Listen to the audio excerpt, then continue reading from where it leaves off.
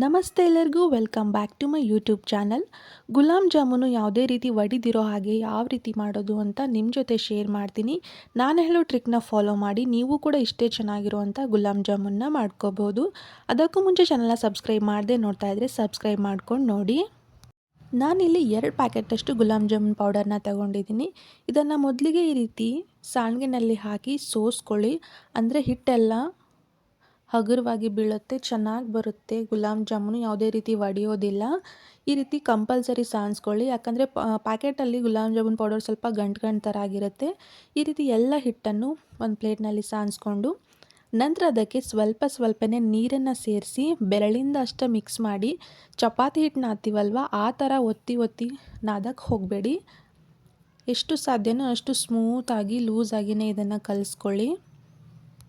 ನೀವು ಗಟ್ಟಿಯಾಗಿ ಕಲಸಿದ್ರೆ ಜಾಮೂನು ಒಳಗಡೆ ಗಟ್ಟಿಯಾಗಿ ಅದೇ ರೀತಿ ಹಿಟ್ಟಿಟ್ಟು ಥರ ಉಳ್ಕೊಂಡಿರುತ್ತೆ, ಅಷ್ಟೊಂದು ತಿನ್ನೋವಾಗ ಚೆನ್ನಾಗಿ ಅನಿಸಲ್ಲ. ಸೊ ಅದಕ್ಕೆ ಕೇವಲ ಬೆರಳನ್ನೇ ಯೂಸ್ ಮಾಡಿಕೊಂಡು ಇದನ್ನು ನೀಟಾಗಿ ಕಲಿಸ್ಕೊಳ್ಳಿ. ಫಸ್ಟ್ ಟೈಮ್ ಏನಾದರೂ ನೀವು ನನ್ನ ಚಾನಲ್ನ ವಿಸಿಟ್ ಮಾಡಿದರೆ ದಯವಿಟ್ಟು ಚಾನಲ್ನ ಸಬ್ಸ್ಕ್ರೈಬ್ ಮಾಡಿಕೊಂಡು ಪಕ್ಕದಲ್ಲಿ ಕಾಣುವಂಥ ಬೆಲ್ ಐಕಾನ್ ಕ್ಲಿಕ್ ಮಾಡಿ. ಆಗ ನಾನು ಹಾಕೋ ವಿಡಿಯೋ ಫಸ್ಟ್ ನೋಟಿಫಿಕೇಷನ್ ನಿಮಗೆ ಬರುತ್ತೆ. ನೋಡಿ, ಈಗ ಹಿಟ್ಟು ಪರ್ಫೆಕ್ಟಾಗಿ ಕಲಿಸ್ಕೊಂಡಿದ್ದೀನಿ. ಇದ್ರ ಮೇಲೆ ಒಂದು ಪಾತ್ರೆನ ಮುಚ್ಚಿ ಹಾಗೆ ಬಿಟ್ಬಿಡಿ. ಇದು ಹಿಟ್ಟು ಸ್ವಲ್ಪ ನೆನೆಯೋಷ್ಟರಲ್ಲಿ ಈ ಕಡೆ ನಾವು ಪಾಕನ ಮಾಡ್ಕೊಳ್ಳೋಣ. ಪಾಕ ಮಾಡೋಕ್ಕೆ ನಾನಿಲ್ಲಿ ಒಂದು ದೊಡ್ಡ ಕಪ್ಪಷ್ಟು ನಾನಿಲ್ಲಿ ಸಕ್ಕರೆನ ತೊಗೊತಾ ಇದ್ದೀನಿ. ಹಾಗೆ ಸ್ವಲ್ಪ ನೀರನ್ನು ಸೇರಿಸ್ಕೊಳ್ಳಿ. ಸಕ್ಕರೆ ಕಂಪ್ಲೀಟಾಗಿ ಕರಗಿಬಿಟ್ಟು ಇದು ಪಾಕ ಬರಬೇಕು, ಒಂದೆಳೆ ಪಾಕ. ಅಲ್ಲಿ ತನಕ ಇದನ್ನು ಮಿಕ್ಸ್ ಮಾಡ್ತಾನೇ ಇರಿ. ಸ್ವೀಟ್ ಜಾಸ್ತಿ ಬೇಕು ಅಂತ ಅನ್ಸಿದ್ರೆ ಈ ಸಕ್ಕರೆ ಪಾಕನ ಸ್ವಲ್ಪ ಜಾಸ್ತಿನೇ ಮಾಡ್ಕೊಳ್ಳಿ.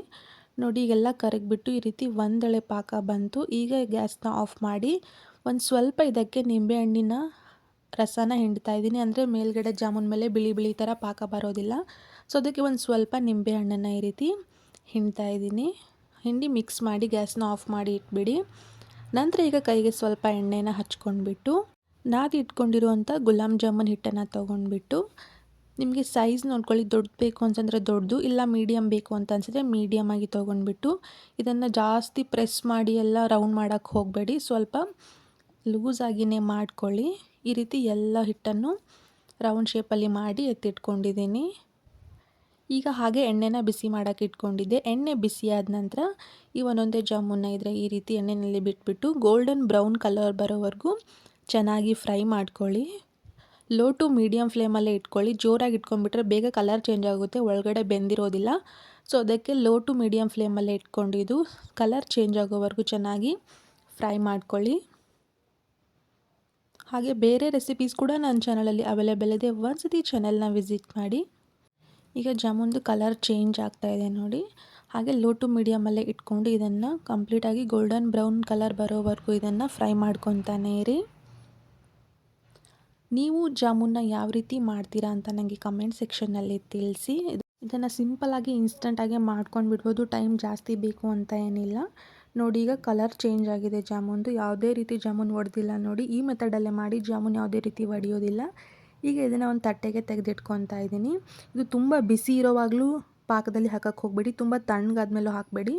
ಸ್ವಲ್ಪ ಉಗುರು ಬೆಚ್ಚಗಾಗುತ್ತಲ್ಲ ಆ ನಂತರ ಇದನ್ನು ಮಾಡಿಟ್ಕೊಂಡಿರುವಂಥ ಪಾಕದಲ್ಲಿ ಎಲ್ಲ ಜಾಮೂನನ್ನು ಈ ರೀತಿ ಹಾಕ್ಕೊಳ್ಳಿ. ಒಂದು 10ರಿಂದ 15 ನಿಮಿಷ ಬಿಟ್ಟರೆ ಆಯಿತು. ಎಲ್ಲ ಪಾಕ ಹೀರ್ಕೊಂಡು ಗುಲಾಬ್ ಜಾಮೂನ್ ರೆಡಿಯಾಗಿ ಹೋಗಿಬಿಡುತ್ತೆ ನೋಡಿ. ಫೈನಲ್ಲಾಗಿ ಗುಲಾಬ್ ಜಾಮೂನ್ ರೆಡಿ ಆಯಿತು. ಈ ರೆಸಿಪಿ ನಿಮಗೆ ಇಷ್ಟ ಆಗಿದ್ದರೆ ಲೈಕ್, ಶೇರ್, ಕಮೆಂಟ್ ಮಾಡಿ. Thank you for watching. ಮತ್ತು ನೆಕ್ಸ್ಟ್ ವಿಡಿಯೋದಲ್ಲಿ ಸಿಗ್ತೀನಿ.